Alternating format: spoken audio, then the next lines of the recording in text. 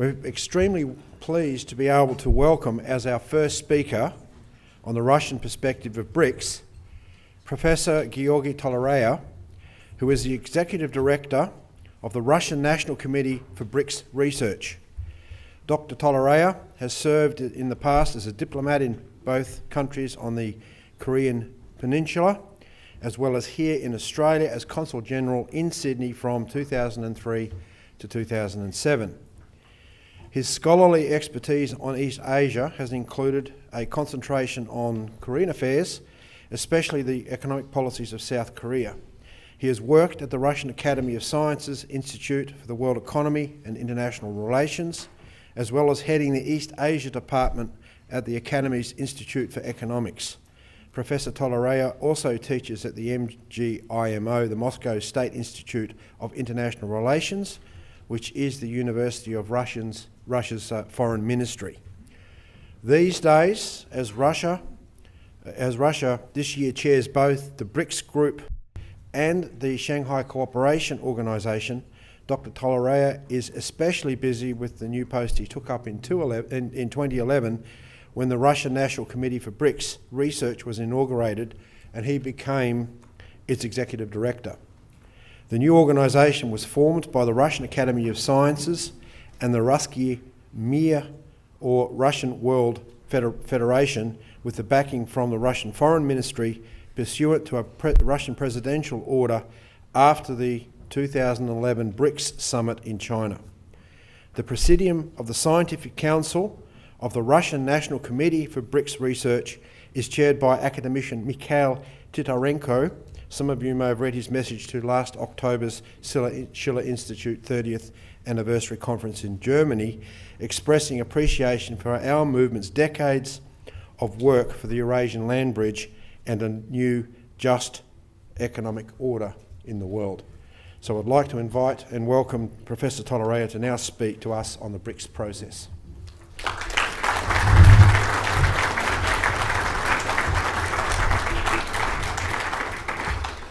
Thank you very much, Craig, for a kind introduction. Good morning, ladies and gentlemen.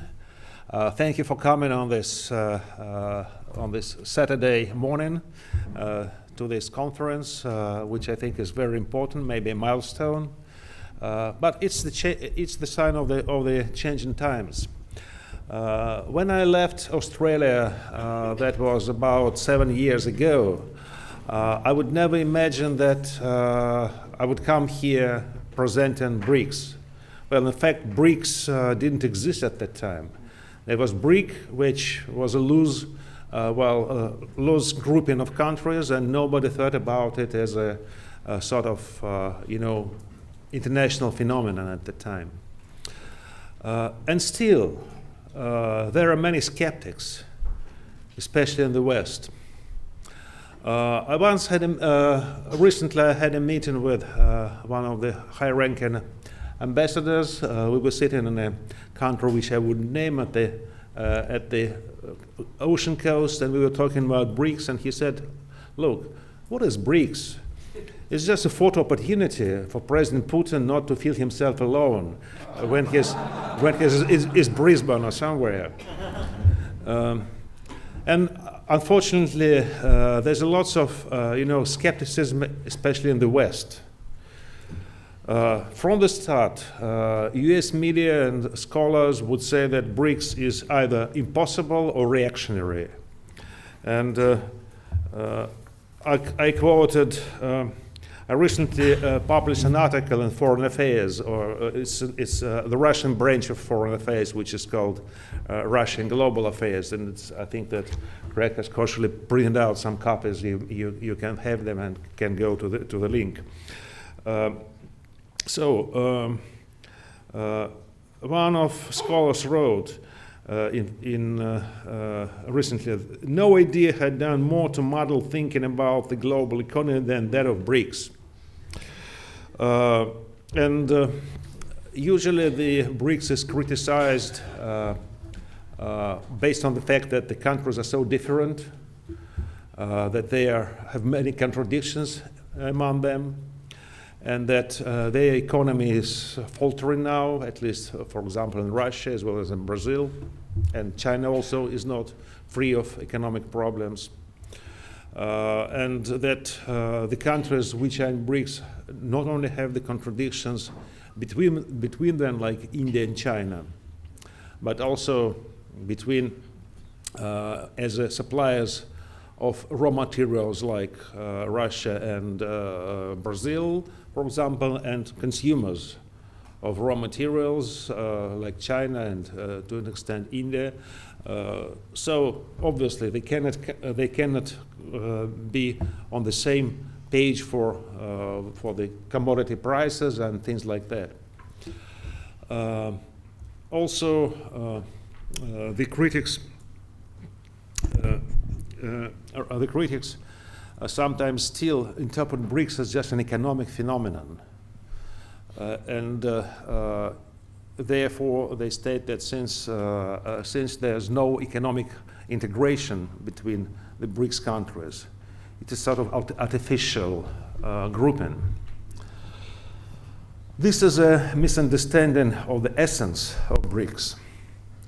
I would dare say that BRICS is a fully political project, that of the political elites of the BRICS countries, newly emerging powers, with a clear purpose to defend their interests, their joint interests in this changing world by promoting reforms and promoting change in the global economic architecture, as well as eventually in the world order. That said, I would like, however, to contemplate on how BRICS strategy can be coordinated with the current Western strategy. Especially in the West and US, there's a firm notion that BRICS is anti-Western, especially anti-US. And in fact, US is doing a lot to make pressure on BRICS and to, well, try to disorganize it in many aspects. For example, there was a lot of pressure on BRICS with respect to IMF reform, and also on BRICS in connection with the Ukraine issue. For example, before the summit in Fortaleza, Brazil, US and Ukrainian ambassadors made a joint démarche to the foreign ministers of all the countries, trying them to persuade not to work out a common position on Ukraine. And these are lots of examples like this. But I think this is a wrong attitude. Why? Because BRICS is really a union of reformers, and it is an intercivilizational union, I would say. But at the same time, everybody understands that we cannot move on and cannot get progress without cooperation with the dominant civilization, with the West. And in fact, all BRICS countries are more oriented towards the West, both in terms of values and in terms of, well, standards of living and, technology and foreign trade. BRICS countries have much less ties between themselves so far than each of them has with the West, with the US and European market, for example. What BRICS implies is cooperation. It's not a zero-plus game. BRICS is supposed to cooperate with developed countries in order to progress. But at the same time, it should strive to solicit Western cooperation on changing the world order in a way that it would be just for everybody, for all the members of the world community, not just a few rich countries, which now dominate IMF, for example, and all economic governance structure and other global governance institutions. Also,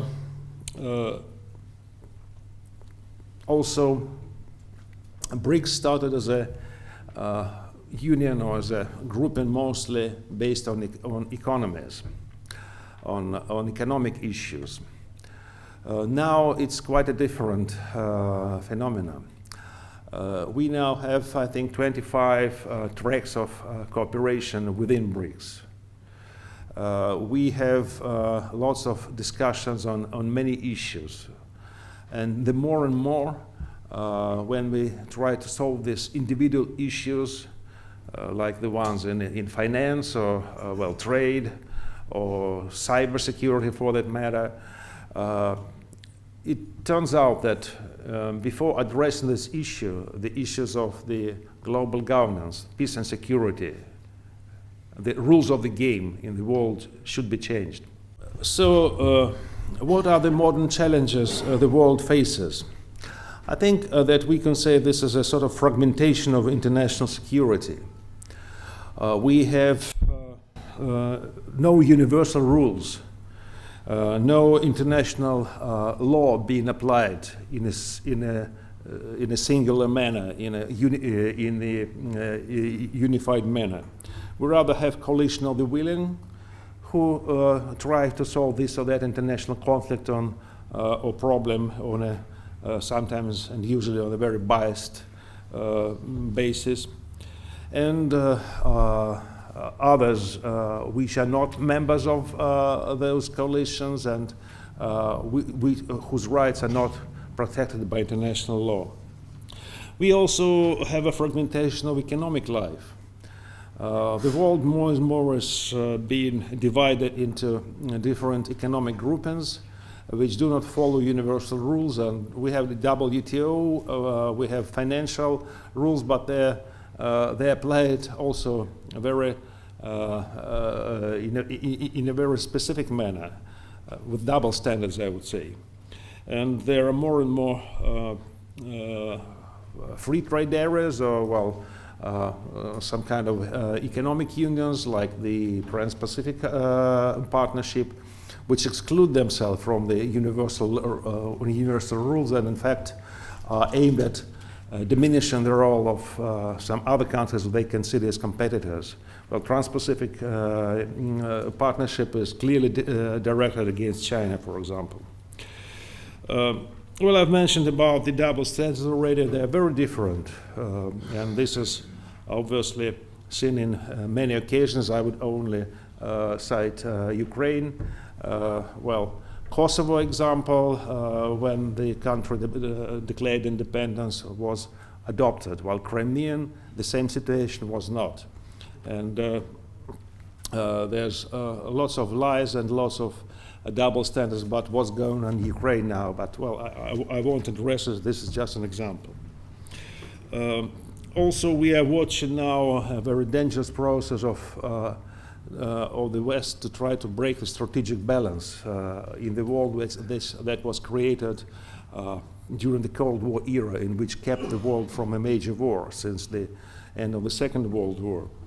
The missile defense programs, the prompt global strike strategy, the new kinds of weapons like drones, they're dangerous.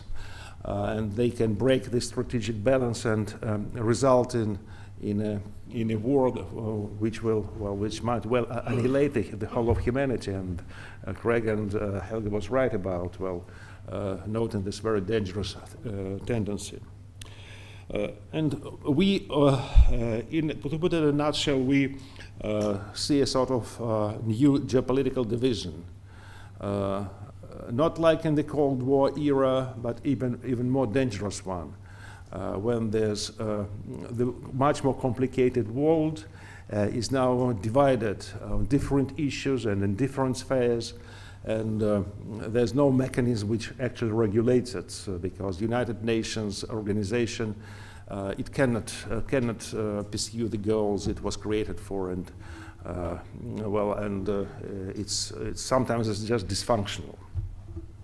So, what should be done? Well, first of all, the BRICS Contrast I think that is necessary to be done is to uphold the international law.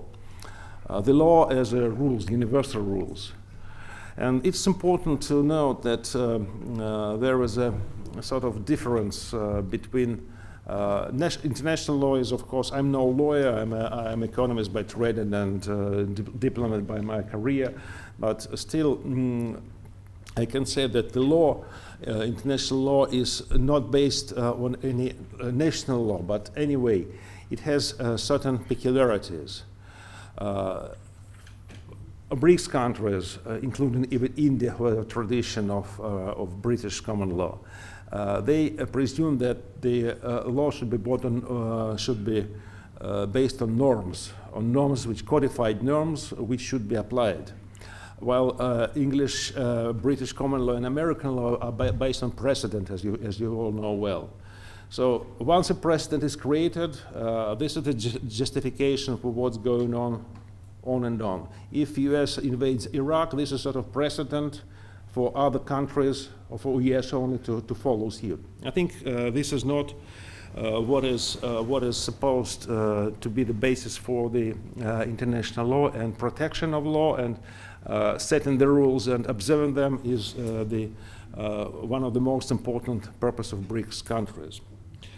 Second, as I mentioned, that United Nations central role should be upheld. There's lots of precedents when UN decisions are not applied, or applied in a selective manner. For example, how many resolutions were they adopted while criticizing Israel for what it's doing in Palestine? None of them are taken into consideration, while certain declarations which are useful for the West are being pushed through.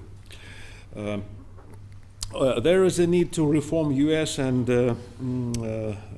in general, strengthen the institutions, the international institutions, which are included into UN system, which are universal, that are transparent, based on certain rules, and which cannot be bent to one or another side.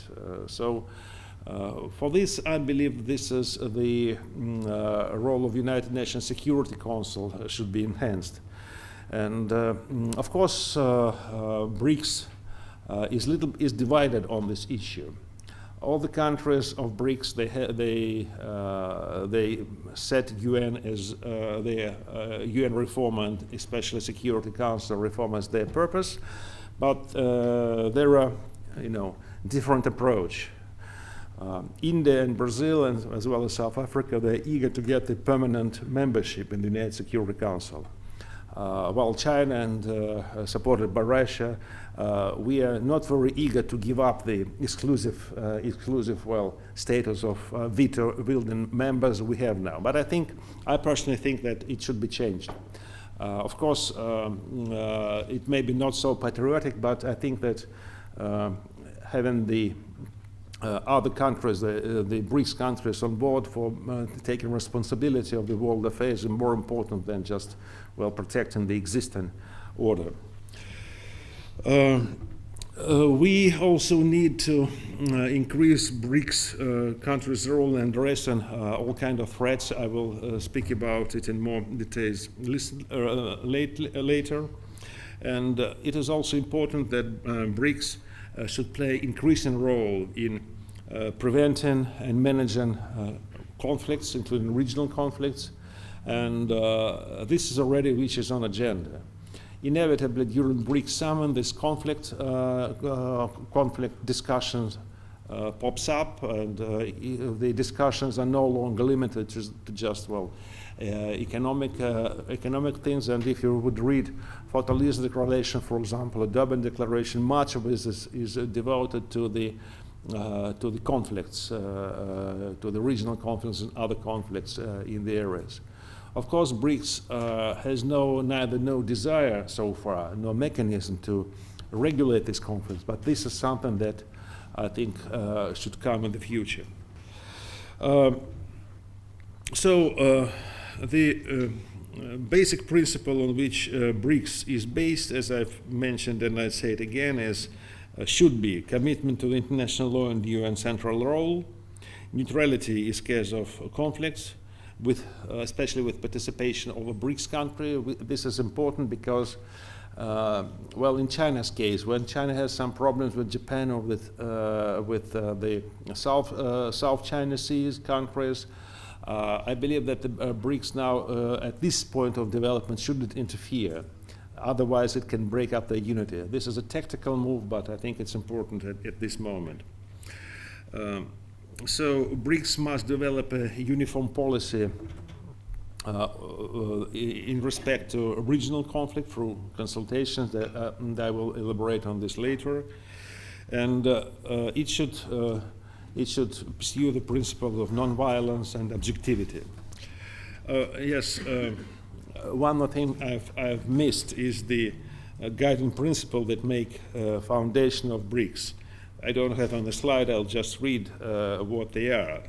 These are mutual respect and non-interference into internal affairs of each other, non-confrontational approach, mutual respect of choice of each of the countries, openness, pragmatism, solidarity, non-block character, non-direction against the third parties.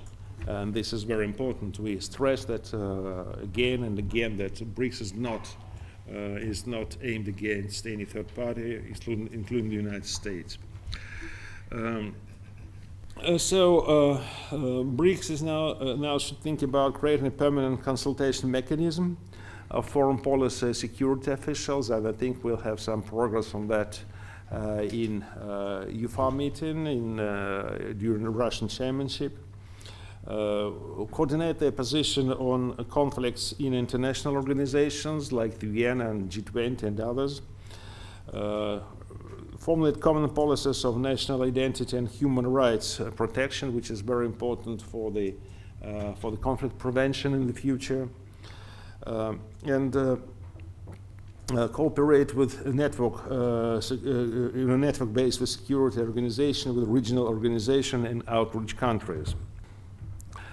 BRICS might suggest global treaties in new areas of security. For example, like non-weaponization of outer space, new types of weapons I've mentioned before, and others. BRICS could also produce a joint declaration or even treaty of peaceful coexistence within BRICS countries, which would be a milestone. For example, in ASEAN case, ASEAN is based on the Bali Treaty, which cites the basic principles of interstate relations and peaceful character of this organization. And I think while ASEAN is a regional organization, BRICS can do much more by suggesting this kind of a global treaty as a sort of declaration of the what might be the new era in international relations. There are even some suggestions that BRICS might eventually have a joint peacekeeping force under the auspice of the UN. But I think we're still far from that because there's a strong allergy within BRICS when somebody suppose it might someday become a sort of military union.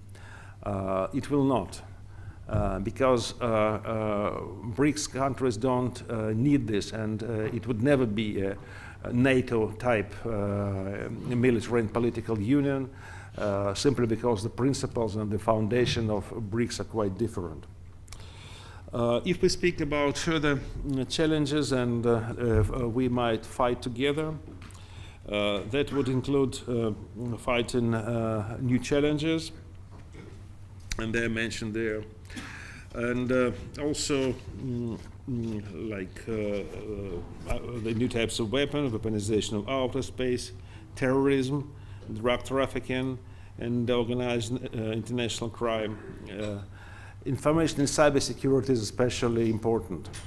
It's no secret that the internet now is governed by small groups of companies and individuals based in the United States, and unfortunately they do use internet for their own advantage. Starting from cyber spying and gathering essential information to threaten to block the internet access of the countries or persons who are not eligible, I would say.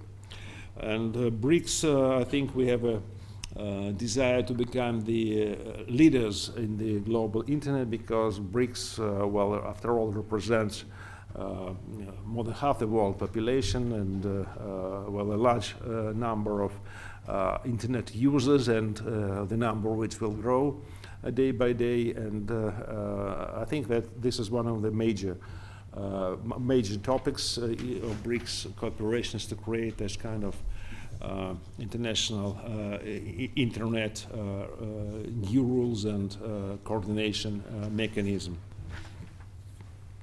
Also, BRICS are all countries with West Ocean related interest, and maritime security is one of the areas there where we could cooperate.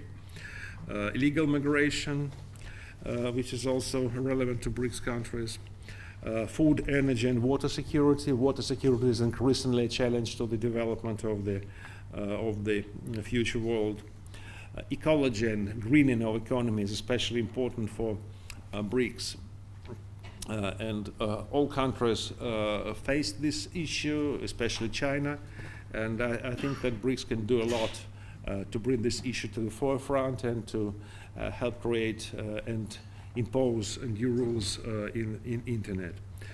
Disaster relief is also one of the areas where we would like to cooperate. This is the areas in non-economic sphere that are important for BRICS. I would also name a few areas of cooperation which are now crucial for BRICS in non-political sphere.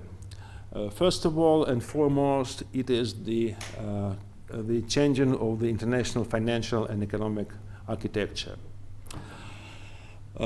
We all know that IMF, which was supposed to be based on the Bretton Woods after-war system, although it was supposed to be an international body, it's much under influence of the US and European countries. And the decisions made there are based not on consensus, but on the voting right and the possibility for US and sometimes Europe to wield the decision they think are important for them, not for the recipient of the aid and not for the global economy as a whole. Our efforts, BRICS countries' efforts to change the situation has so far more or less failed. The demands for the reform of IMF and World Bank have been consistent, and decisions were taken and a directive adopted to change, for example, the quota system, the quotas, voting quotas of BRICS countries and newly emerging economies, but they so far been blocked, and blocked by none other than the US Congress. And there was a sort of a declaration from BRICS yesterday that unless there is a substantial reform before the beginning of 2015, we'll have to do something. And although it's not published, it's not the something which is stated, but I have a strong feeling that Asia Infrastructure Development Bank, which was mentioned earlier, I think it's one of the answers to the virtual domination of US in the IMF and Asia Development Bank. So this is now taken as a challenge by many countries, but some of the closest US allies decided to join it quite unexpectedly for China, I would say. And so we shall see how it will work on. But anyway, BRICS,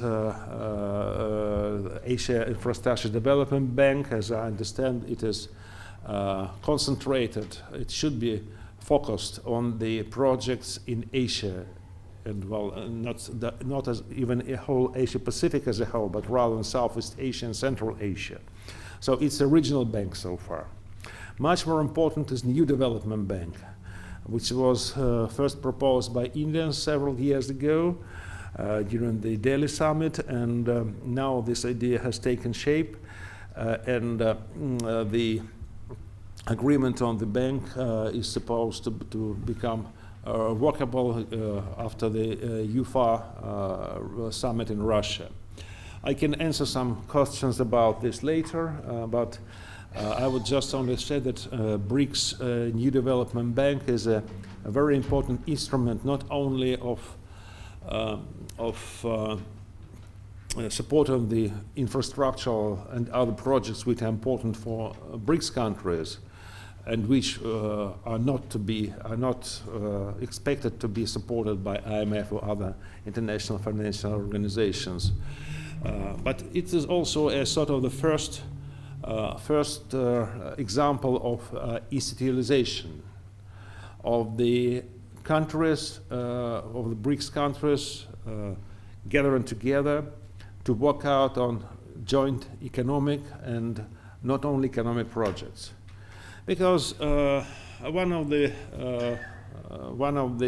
things I came to realize when it comes to well, analyzing some statistics on BRICS countries or economic tendencies or political life, all we are basing our analysis on the Western or international publications.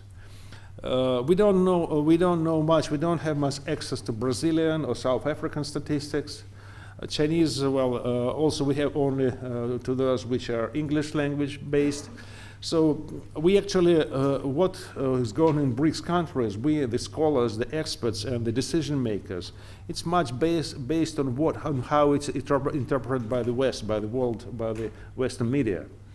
And BRICS Development Bank is a place where I think that the countries could directly exchange information and their plans and their strategies. So it might be more than just an investment bank. It might be a sort of analytical center, maybe one should be set within the bank, for future coordination of economic policies. And if you ask me about the institutionalization of BRICS, I think this is a process that has already started. BRICS countries are very reluctant to force this project, this process, simply not to be not to be condemned as creating a sort of a bloc. But especially China is very, I would say, cautious not to push this process, because it could be interpreted as sort of, Chinese-dominated organization, which would be the end of BRICS. And I think this is one of the purposes of the policies of US and other Western countries, just to break the BRICS from inside. But still, institutionalization is needed. This year, we are going to create a so-called virtual secretariat as a result of Russia's chairmanship. This is an internet-based platform which make it possible for countries to exchange documents, to keep the records, and to cooperate for official channels. Electronically, without actually meeting each other. It's a first step. I think that it's an important first step for the future creation of some kind of BRICS, institutions, which could be first of purely technical character. Well, one example, as being a diplomat, I know that when you have a leaders meeting, you have negotiations with other countries. There's a person, I played this role many times, who sits down and takes notes of what's being said. And imagine that every country, they have such a note taker, and they all make notes. And the 5 countries, there's translation, everyone take notes, and the text which is the result is kept secret. And of course, because it's a national document. But these 5 texts in case of BRICS, they're not necessarily the same, because you tend to misunderstand something. You can put emphasis on this and the other. So what the leaders or other have agreed upon, in the future, it becomes a sort of contradictions. One said, it was said and agreed this and that. And another says, no, this is what was said. So, so at least I think we should keep a joint record of what's going on. And this is the role, just an example of a technical, overall as technical secretariat could play. This is just one example, but there, of course, it gives the idea of complexity of this international, relation kitchen. So far for the institutionalization of the BRICS. The question. Do I have some more? 2 minutes? 2 minutes. All right. One issue that would inevitably come is the enlargement of BRICS and joining other countries, including Australia, for that matter. Well, I think that so far we have to be very cautious in this respect. First, as I've said, there is not written down, but there is a criteria for BRICS membership.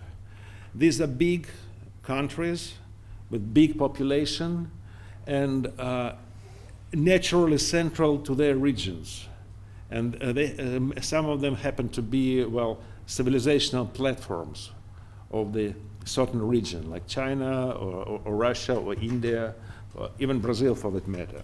South Africa to some extent because it represents the whole of the continent, or tries to bring in this added value of representing the African mentality and African culture. Not all countries can be members of BRICS just by virtue of just wanting it. There should be some criteria. And if you ask me, I would say that what we lack in BRICS now is of course two civilizations. If we speak about it as inter-civilization, that's broadly speaking European one and Muslim one. I would suggest Indonesia as the first candidate. That's my own opinion, because it's a big developing country with 375 million people, and it fits the criteria of BRICS. There are many other countries which would love to join. I won't name them, but there is a sort of a line already of aspirants into BRICS. But I would caution from that, because BRICS, we just started. We are too different. We have many problems. First, before enlarging BRICS, we should put our house in order. And it's much easier to do that. It's by 5 parties rather than by 6, 7, 8, 9, or whatever. And I always also quote, Parkinson's law, that any committee that contains more than 7 members have a tendency of being divided into fractions and become dysfunctional. So inevitably, when you have some kind of a committee which is enlarged, later inside the committee there appears a sort of group of presidium, as we call it in Russia, or sort of central deciding body, which consists just of 3, 4, 5 members. So this is a joke, of course, but anyway, it has some sense in it that BRICS shouldn't be big.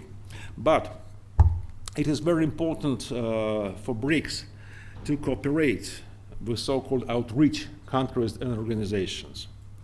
And this is a mechanism that should be created. We don't have it so far. It's only started to be created from, approximately 2 years ago, when in Africa there was a meeting between the BRICS leaders and outreach countries leaders.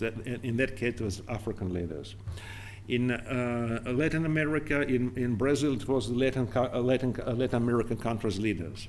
In Russia now we have, at the same time, we have the Shanghai Cooperation Meeting Organization, which would bring in some regional leaders, and they are the natural partners for BRICS outreach in Russia. However, my opinion is that we should take also Europe as outreach, because we are located in Europe. And if we would wish so, if the relation between Russia and the European Union would put in bed, I think that could have happened. But I don't think it's possible at the moment.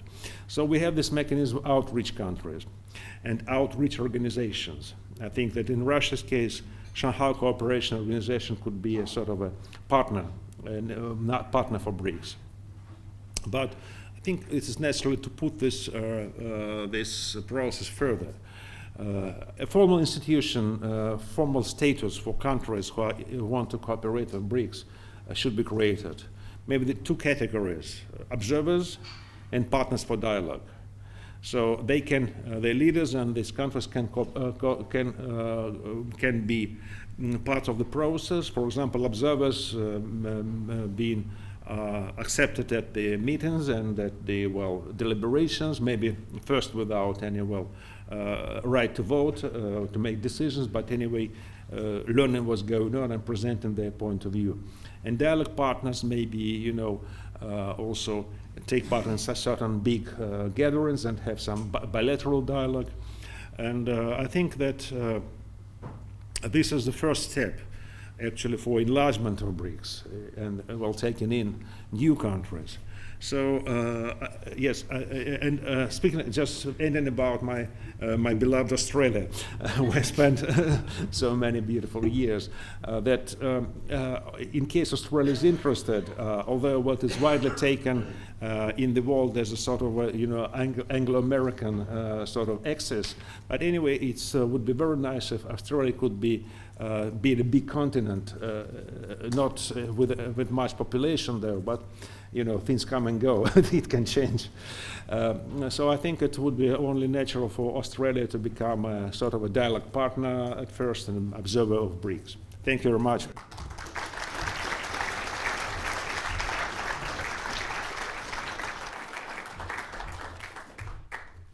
Well, thanks very much, Dr. Toloraya. Our next